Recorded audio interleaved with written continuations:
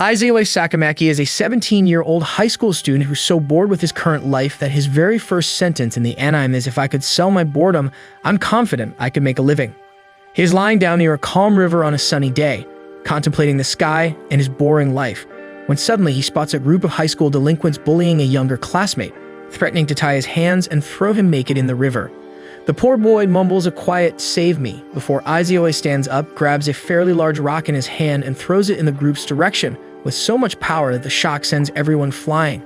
He's throwing one rock after the other, raising dust everywhere, thinking that he's finally having a bit of fun, but soon enough, everyone recognizes who's throwing the rocks and runs away.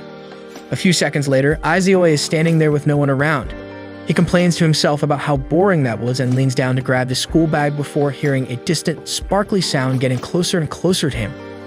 It's his invitation to a parallel world where he could have all the fun that he wants, the little garden. Our protagonist is not the only person with superpowers and overwhelming boredom. Asuka Kudo and Yokasuke are going to be his two human companions throughout his journey. Asuka's family is part of a financial conglomerate. As a child born into money and with the extraordinary power of controlling living beings and even objects, Asuka is regarded as a highly valuable asset to her family's business and is often used to their advantage. She finds her invitation to the little garden neatly enveloped on her desk, which she finds exciting and fun, as usually no one has access to enter her room. Yokasuke, on the other hand, is an introverted young girl who possesses the ability to talk to animals and use their special traits if she befriends them. However, her introversion is a big obstacle to her, as her real wish and goal is to make human friends. Her little calico cat brings her invitation, saying that it fell from the sky. Our heroes are instantly teleported to the little garden upon reading their letters. They're falling at a crazy speed from the sky, but they luckily land in a large lake, getting all drenched. Asuka complains about the fall, while Izue is the one who asks about everyone's identities and whether they all got the same letters. Asuka introduces herself, emphasizing her higher status, followed by Yokasuke, who seems intimidated by their strong personalities. Asuka then asks Izue about himself, who describes himself as dangerous, unrefined, crude, vicious, and the worst type of person there is. That's why she has to drop the attitude when dealing with him. They notice someone hiding in the bushes due to their psychic powers. The person hesitates before coming out to greet them. Impatient, Izue breaks the tree in front of them, revealing a cute bunny girl with long blue hair and a unique costume. Initially considering capturing her, they realize she poses no threat and allow her to introduce herself and explain the world they've entered. Wearing the biggest and brightest smile, Black Rabbit welcomes them to the little garden. She then proceeds to explain to them that the three of them were given special powers as gifts by various gods, demons, and stars, and for this reason, they were given the chance to participate in the gift games. The games are usually played by betting gifts, money, land, resources, prestige, and even people. And in order to win a game and receive a reward, the player should first clear the conditions the host of the game sets. Another thing is that this world is divided into many communities, and every resident must belong to a community because living outside of one would be rather difficult. To demonstrate further, Black Rabbit suggests that they play a simple card gift game. She announces that she has the ability of a judge master, meaning that she can detect if someone is breaking the rules of a game through her rabbit ears that are connected to the little garden's central network. To win her little game, each player has to pick one face card from the 52 cards she puts in front of them, but they only get one chance. She suggests that since they just joined the world, they can put their pride on the line, and if they win, she can do any one thing they ask her to do. Once accepted, the game is established, and a G scroll, a worn scroll with the rules they approved of, appears in front of them. Izue asks her to let them check the cards first so they can set their strategies, and she accepts. Once done, Izue steps forward to start first, and to everyone's surprise, he chooses a card from the middle, smashing the card table and making every other card visible for his other two companions, who hurriedly pick two other face cards. This doesn't necessarily break any rules, so both Asuka and Yo win, but the method Izue used to pick its card in the first place was that he memorized every single card position, which impresses everyone else and shows how smart he actually is. Now that he has won, the one thing he wants from Black Rabbit is to tell him whether this world is fun or not, to which she happily replies with a yes. Black Rabbit then takes them back to the little garden's main gates, where they meet her community's leader, an 11-year-old boy with green hair and worn clothes who is ready to greet them. But as she was about to introduce them to him, she was told that Izue went exploring near the edge of the world and would be back later, which made her angry with him. Black Rabbit's hair turns a light pink from anger and frustration as she heads off to capture the problem child. In the meantime, the leader of the community, also called Jin Russell, leads Asuka and Yu inside. They all sit down in one of the liveliest cafes and each orders a drink of their choice. This is where Asuka discovers that Yo can talk to animals after a small conversation with a hybrid human-cat waitress. But before Asuka could properly introduce her power, a large, arrogant-looking man called Galdo Gasper sat with them and introduced himself as the leader of the Forest Gero community while mocking Jin's community by calling them the No-Names. While looking for him, Black Rabbit is worried that he might have gotten caught up in some god's game. But it's already too late, as when she finally finds him, Izoi has already reached the edge of the world and challenged a water god, a huge-looking serpent who can control water. He does not back down even after Black Rabbit's multiple pleas, and he insists that since he's the one who picked the fight, he will see it through. The water god tells him that the condition to win his game is to take his blow, but Izoi declines, saying that a fight isn't won once a victor is decided, but rather when someone loses, which makes the water god even angrier. The water god's eyes shine a piercing blue, and he summons 3 powerful tornadoes of water around him, which do not intimidate Izoi in the slightest. He grins and with a single punch blows out the god's water currents, startling him. Jumping up to land his final blow, he praises the god for actually being pretty good before kicking him right between the eyes, knocking him unconscious. Black Rabbit is beyond amazed and thinks to herself how amazing his power is and what the possibilities are if a power like his belonged to her people. Izoi's victory grants them a large water tree sapling that could provide water for a whole community, which makes Black Rabbit very happy and grateful since they don't have to buy water from other communities anymore. But her happiness only leads to an inevitable question. Izoi guesses that Black Rabbit is hiding something deal-breaking from them, the real reason why she summoned them into this world. Black Rabbit tries to deny it at first, saying that all there is to it is that they wanted them to have a fun time here at the little garden since they have special traits as humans. But Izoi interrupts her, saying that he feels like the real reason is that either her community is really weak or something happened to them that put them on the decline. She remains silent, which confirms his words. Black Rabbit finally admits to Izoi why she wanted them to join her community. The truth seems to be that the community is in dire straits, but it wasn't always like this. Up until a few years ago, their banner flew proudly all the way to the end of the east side, but one day they were targeted by a demon lord, and they got wiped out and stripped of their name and banner. Once challenged to a game by a demon lord, one cannot decline. Their community lost the game and became the No-Names, and now they no longer have people who can participate in gift games except their leader and herself, the remaining being children aged 10 or younger. That's exactly why they need strong people like Izoi, Asuka, and Yo to fight with them and help them rebuild their community. Izoi thinks that taking back one's flag and honor from a demon lord is quite a romantic task and accepts her request. Black Rabbit's hair turns bright pink with happiness, and she thanks him. On the other side of Little Garden's gates, Galdo Gasper is trying to convince Asuka and Yo to join his community. He explains to Asuka and Yo how weak of a community the No-Names are in his attempt to make them join his community instead.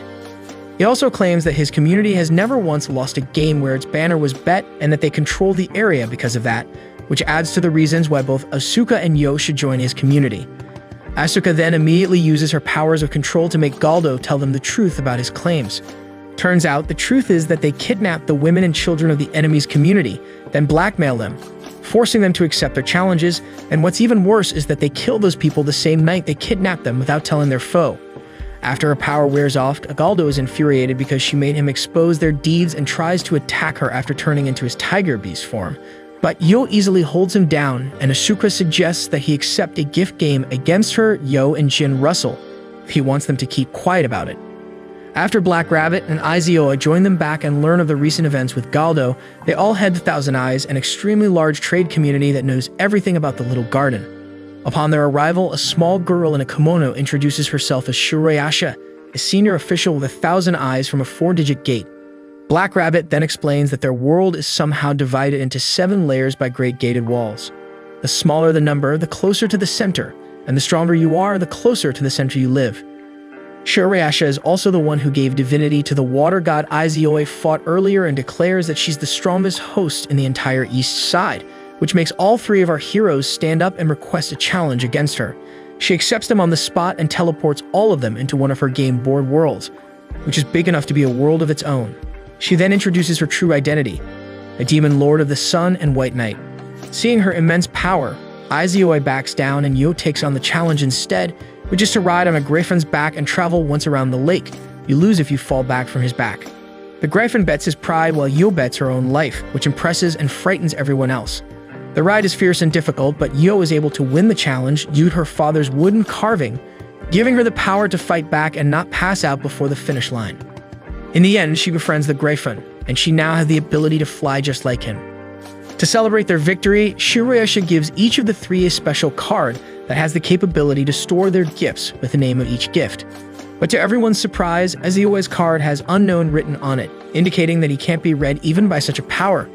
2049, they finally visit the land of the no-names, a land with infertile soil, no water, and the remains of buildings falling apart.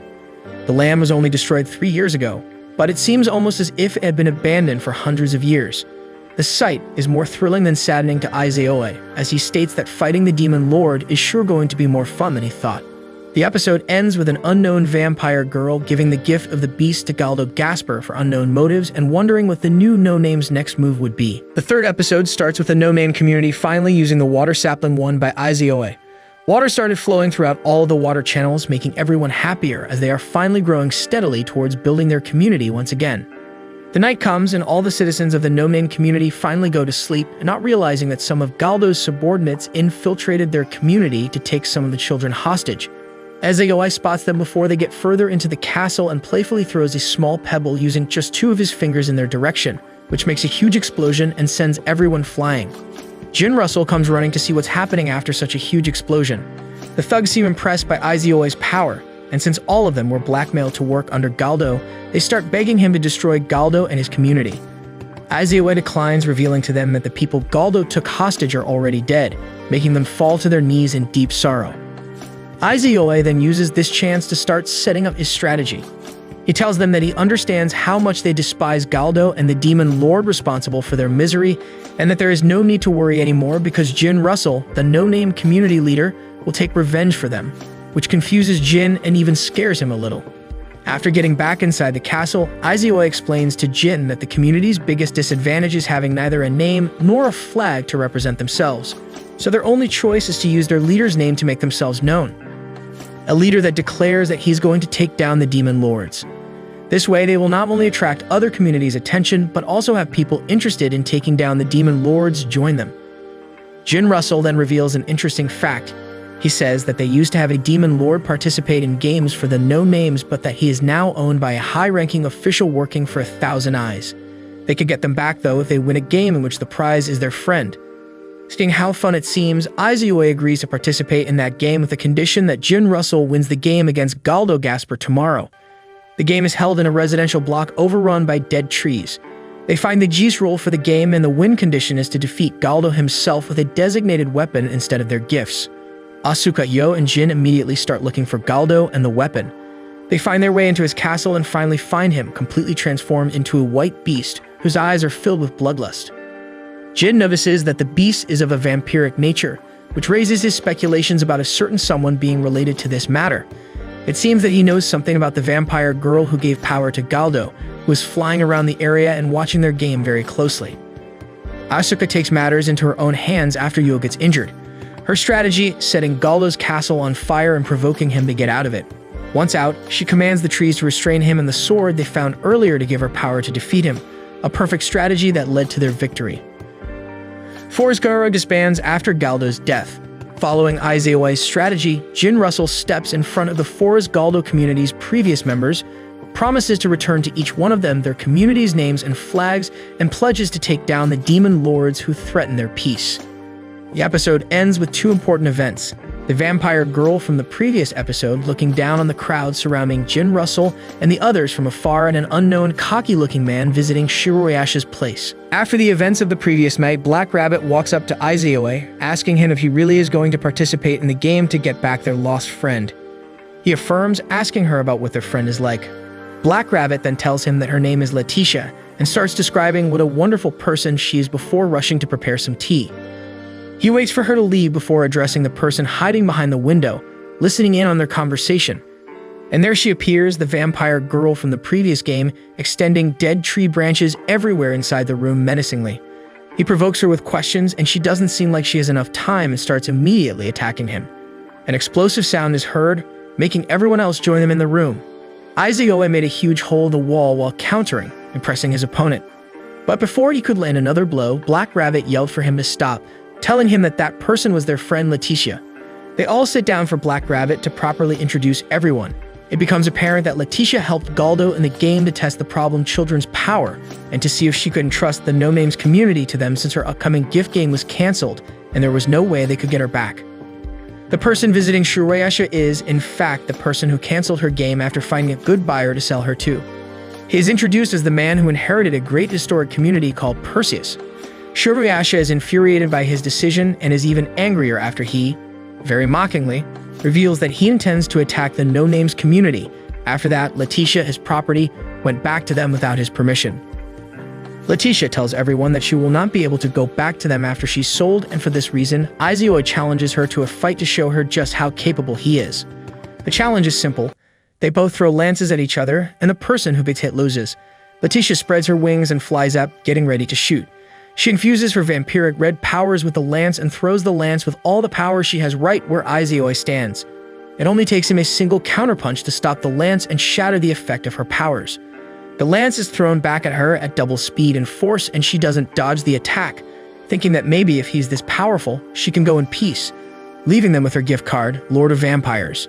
Seconds before she gets hit, Black Rabbit saves her, devastated because Letitia has lost her divinity, and before they could get an answer from her, a thick, shining red light comes at an incredible speed in Asuka's direction.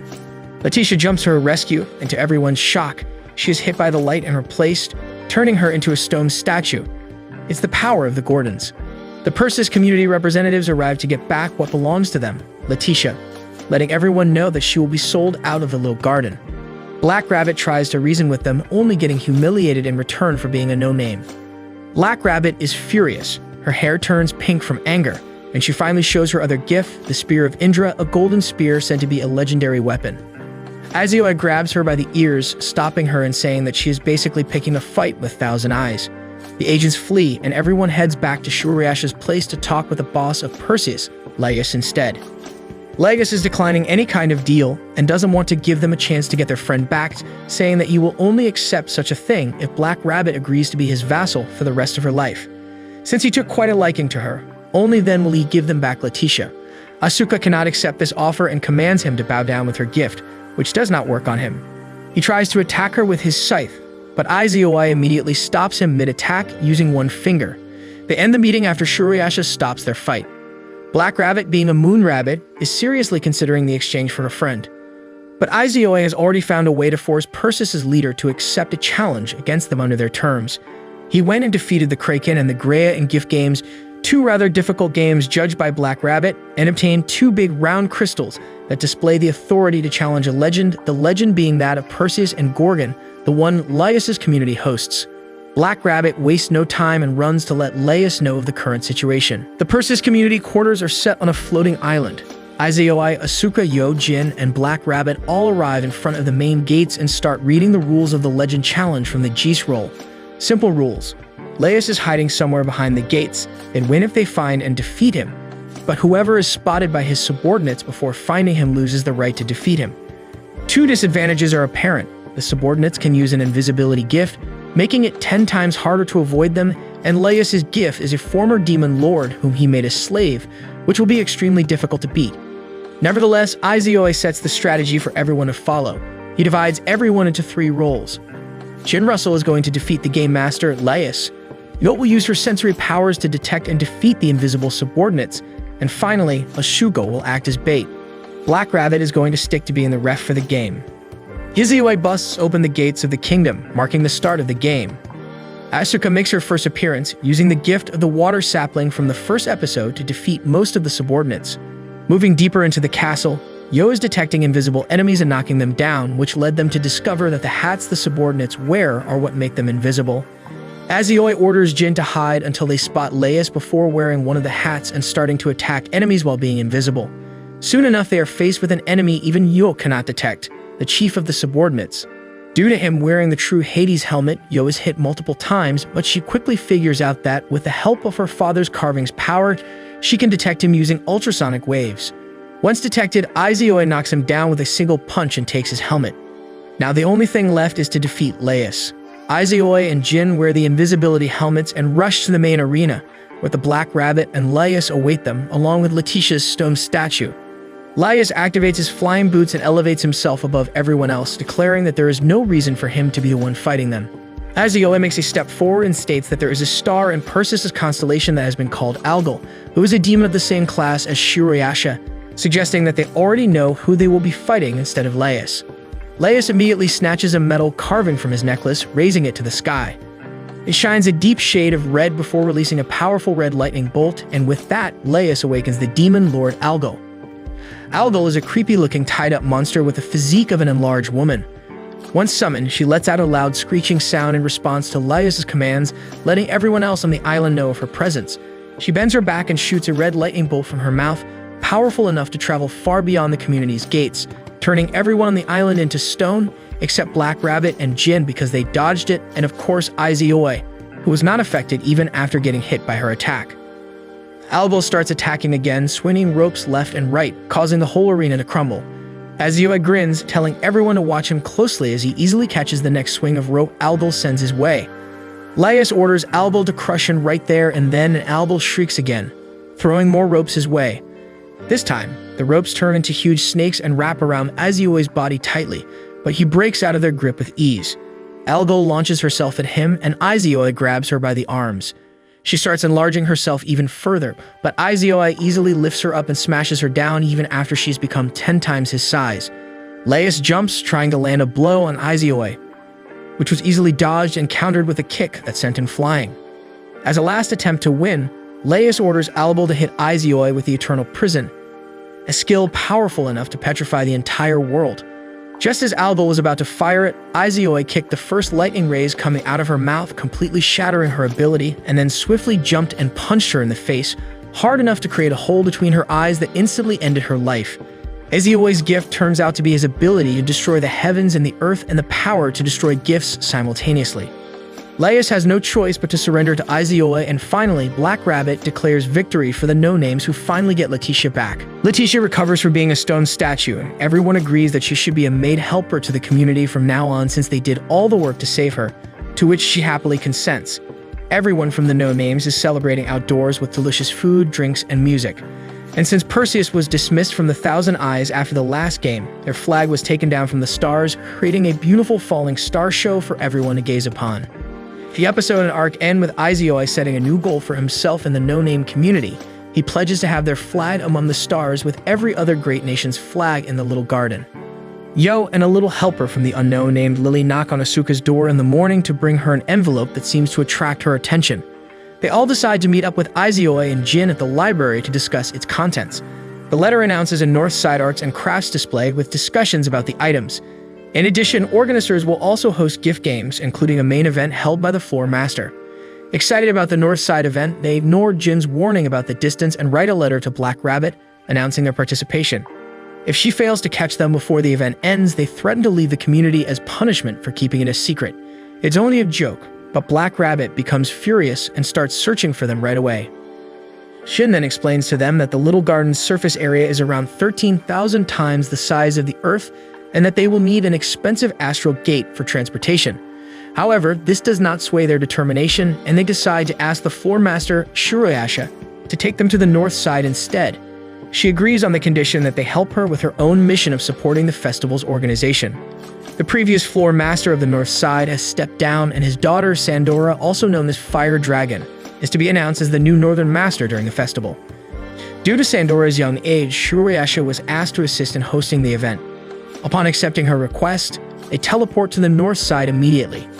Black Rabbit arrives suddenly and catches Yu first, ordering Shirayasha to watch her while she looks for the other two who have already run away.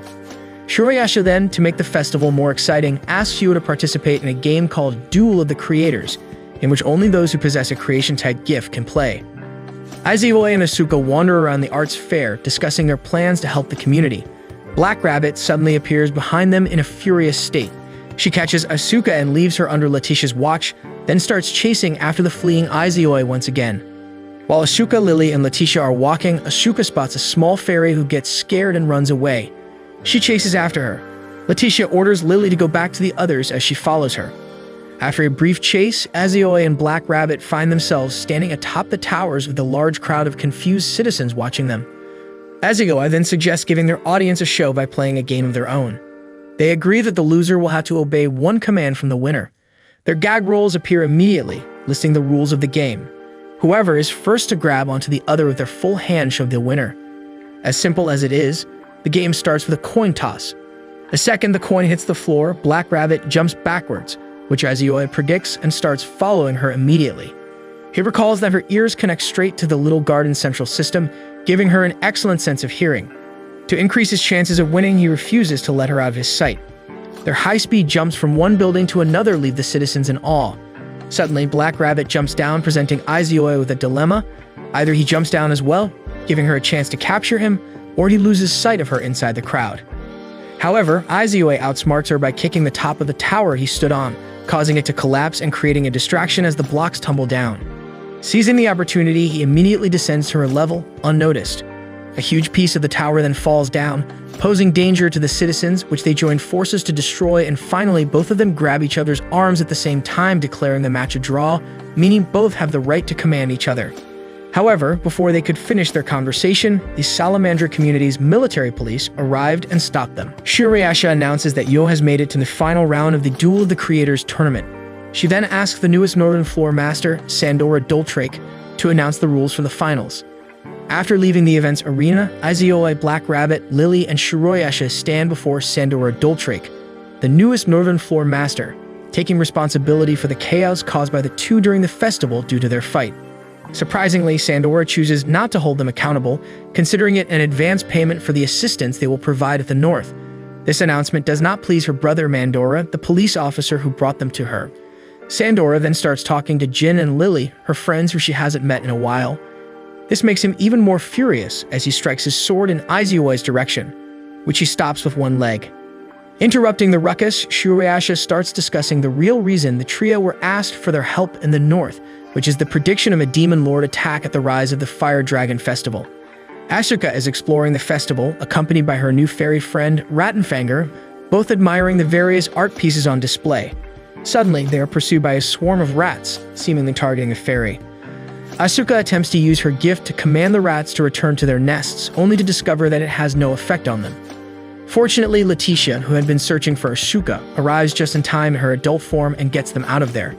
After a relaxing bath in the hot springs, everyone is gathered around a table, discussing the plans for tomorrow's festival, when Shirayasha asks Black Rabbit to serve as chair and referee for the gift games and make a proper public appearance. Curious, Yo asks Shirayasha about her opponent in tomorrow's final game. She answers saying that she can only reveal the names of the communities, one of which is Rattenfanger, who is related to the ancient tale of the Piper of Hamelin. They bring up the discussion about a community that was led by a demon lord who summoned demons from numerous grimoires and was known as the Grim Grimoire community. However, they were believed to have perished after losing a gift game against another community. With the demise of the demon lord, they lost their power as well. And what's so chilling about this community is the figure associated with it, the Piper, who dressed in various colors, luring and ultimately killing 130 children. This individual happens to be Rattenfanger, also known as the man who controls rats. Asuka eventually gets worried that her fairy friend could be working for the demon lord. Izayoi and the others eagerly take their seats in the arena, brimming with anticipation to witness Yu's final game against Aisha Ignis Fatuous, a girl from the Will-O-Wisp community. Aisha's gift, the renowned monster known as the Jack-O-Lantern, is considered the best of her community's abilities. With a single clap of Shirayasha's hands, the stage of the game undergoes a transformation. The contestants find themselves inside a massive tree, tasked with either escaping or destroying their opponent's gift. Aisha gets distracted with small talk, allowing Yo to seize the opportunity and immediately begins searching for an escape route. Aisha soon gives chase, launching attacks with the Will-O-Wisp's famed natural gas flames. Yo, however, feels a sense of relief that her opponent isn't the community's leader, a demon who appears on the border between life and death, leading her to believe victory will come easily. Cleverly, Yo deduces that the air is flowing towards the exit and makes her way in that direction. Yet her escape proves to be more challenging than anticipated as Jack surrounds her with his flames, hindering her progress and giving Aisha an opportunity to advance. Yo's fear grows immensely when she discovers through his speech that Aisha was once a wandering ghost who got adopted by the very powerful demon leader she fears, and that Jack is none other than his immortal gift creation. Upon realizing this information, Yo surrenders without hesitation, declaring Aisha's victory. Shortly after the conclusion of the final game, a disturbing sight unfolds before everyone's eyes. thousands of black geese rolls raining down from the sky. Izayoi grabs one and reads its chilling contents aloud. The players will consist of all communities in this area. The host appointed will be the Game Master Shuriasha. For the host master to win, all players must be pushed to submission or massacred. For the players to win, they must shatter the false legend and make the true legend known. As if this eerie scene and the ominous message weren't enough, the atmosphere turns to pure terror when the demon lord and his two servants finally make a menacing appearance atop a huge monster referred to as Strom. Izayoi orders Jin to take care of Shuriasha and the chaos as he bravely sets off to confront the demon lord. With a mighty leap, he collides with one of the servants, gripping him by the shirt and effortlessly dragging him through a wall. The servant manages to break free and summons a massive bat, swinging it to reveal a viscous black substance on the wall that traps Izayoi. Ratten, the other servant, urges Wazer, her partner, to hurry, but he insists on dealing with the situation himself and tells her to go down. Unfortunately for them, carelessly revealing their names led Izayoi to figure out their identities, as the two appear to be the demons born from the legend of the Piper of Hamelin, Ratten for rats and Wezer for the Wezer River. Letitia desperately strives to hold her ground in a fierce battle against the demon lord, Black Percher. However, the demon lord unleashes a dark and powerful aura, draining Letitia of her strength and consciousness. Just as Black Percher is about to deliver a fatal blow, a fiery blast attack from Sandora, the fire dragon of Salamandra, interrupts the confrontation. Surprisingly, the attack barely phases the demon lord. Meanwhile, the military police, Lily and Aisha, work diligently to handle the chaos unfolding within the town. With Shuriasha now completely sealed, she asks Asuka, Yo, and Jin to deliver her message to Black Rabbit. She urgently wants to convey that, first, there is a high chance of losing the game as the rules were intentionally written to be confusing and lacking in explanation, and that the demon lord is most likely from a new community. Finally, before she could tell him about the method used to seal her, Ratten descends and launches an attack by sending a horde of deformed citizens their way, which they manage to dodge. Ratten then summons a flute and begins playing a melody that severely damages their sense of hearing, particularly Yo's due to her superhuman hearing abilities. Taken aback by this unexpected assault, Asuka uses her gift to command Jin to escort Yo to Black Rabbit, while she confronts Ratten in battle. However, she is easily overpowered and swiftly knocked down. Finally, Ratten ascends into the air, continuing to play her haunting tunes, which ominously mesmerize the entire population, plunging them into a state of terrifying hypnotism. The great chaos unfolding inside the town is interrupted by the Judge Master, Black Rabbit, standing atop a tower and announcing that the gift game will be suspended to deliberate a resolution for the matter. Gathered around the negotiation table, all players and hosts engage in discussions, starting with the suspicion of misconduct by the hosts, which they deny. After receiving confirmation from the Little Garden Central System, Black Rabbit affirms their innocence. With cheating ruled out, the Demon Lord proposes a 1-month suspension of the game. However, before agreement is reached, Jin's vast knowledge enables him to unveil the Demon Lord's identity as Pest, the Black Death, infamous for being one of the most devastating pandemics in human history. Admitting to having incubated her pathogen within some of the participants already, she offers an ominous deal: to join under the command of Grim Grimoire Hamelin in exchange for sparing the other communities and releasing Asuka, whom they currently hold captive. Izayoi deduces that their community is newly formed, explaining their need for additional members. As the gravity of the situation sinks in, Jin reveals another unsettling piece of information: the Black Death symptoms can manifest as early as 2 days after infection. Faced with the potential threat to their lives, they engage in a heated argument to shorten the suspension period, recognizing the urgency of the situation. Ultimately, they reach a compromise, agreeing on a 1-week suspension while amending the rules to include Black Rabbit as a participant and imposing a time limit on the game. Meanwhile, Aisha, Lily, and Yu are working hard to patch up the injured citizens in the city.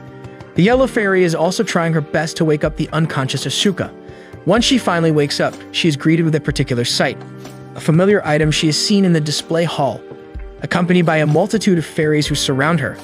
They offer the Red Giant of Steel, Dean, to her, urging her to put an end to the false fairy tale of Rattenfanger. These fairies reveal themselves as the lost children who tragically perished in Hamelin natural disaster. Finally, they ask Asuka to use her gift to bring the weapon under her dominion, believing it will aid in their victory against the hosts. After a long talk with Yu, Izayoi figures out 2 things. First, according to the parallel world intersection theory, though different events take place on parallel timelines, there are points where they all converge to a single result, in this case, the death of the 133 kids of Hamelin. This leads him to discover the truth, which is that all of Pest, Ratten, and Strom are part of the fake legend, which was added later by the Black Death. Why? The piper who controls the rats, Rattenfänger, is not mentioned in the original inscription. By the time that he appeared in the Piper, it was already the 1500s at the height of the plague. This means that Ratten, who represents rats, and Pest, who represents the plague, can be written off, and Strom, which means storm, is too much of a pretender to the throne. However, the hill mentioned in the inscription represents the hill that leads to the Weser River, suggesting that only the Weser is part of the true legend. He then concludes that shattering the one stained glass decoration on the battlefield with drawings of the incorrect tale is how they will shatter the false legend and bring forth the true one. 1 week has passed, the game resumes, and all the citizens are crashing the stained glass decorations following Iseoi's conclusion. This appears to be indeed the right answer to the puzzle, as Pest activates the Grimoire of Hamelin in response, which summons the entire city of Hamelin to stop them from finding the stained glass panels. Jin takes charge and instructs everyone to find the church.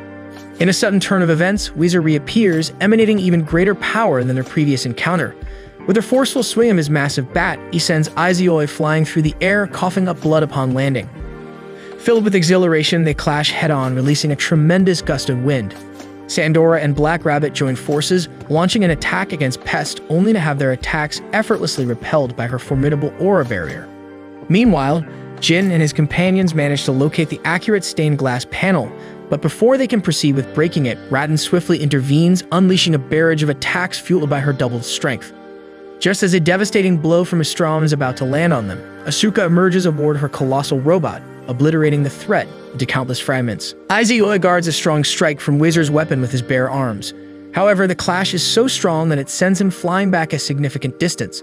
Weser, realizing that Iseoi has uncovered the truth and solved the riddle, tempts him to join their side, promising an exciting journey with the Demon Lord. Iseoi firmly declines, determined to pursue his own goals. With their intentions clear, they engage in another fierce clash. Iseoi accuses Weser of holding back, suspecting he has an ace card that could end the fight in an instant.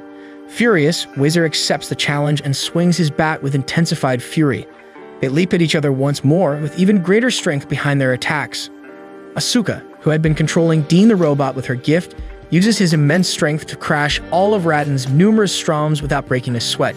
Finally catching Ratten, she commands her to play one last song on her flute, the Pied Piper of the Hamelin.